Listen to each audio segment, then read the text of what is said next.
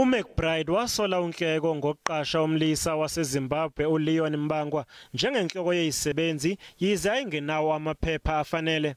uMbangwa wathola enecala lokusebenzisa ipasi lomgunyathi wagwetshwa iminyaka emine ebhadla ejele. Waphinde wasolwa ngokukhwabanisa ngenxa yokusebenzisa iziqu zomgunyathi. uNhleko utshele ekhomishana ukuthi wayengazi lutho ngomlando kaMbangwa ngesikhathi emqokela eminyangweni wamaphoyisa.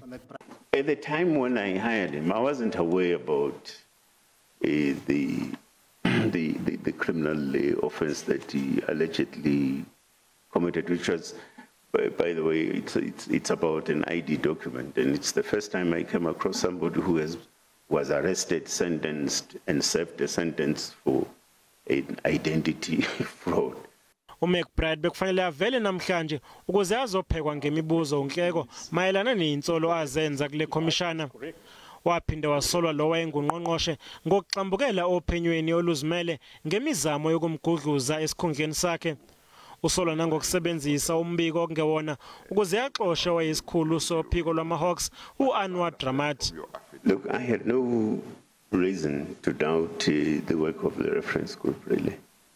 They produced whatever they produced in terms of the assessment they made around the investigation report that was at their disposal, and perhaps other documents that they must have looked into, and they made recommendations to me as the minister, and I acted on those recommendations. Lesicao sizoqhubeka kusasa.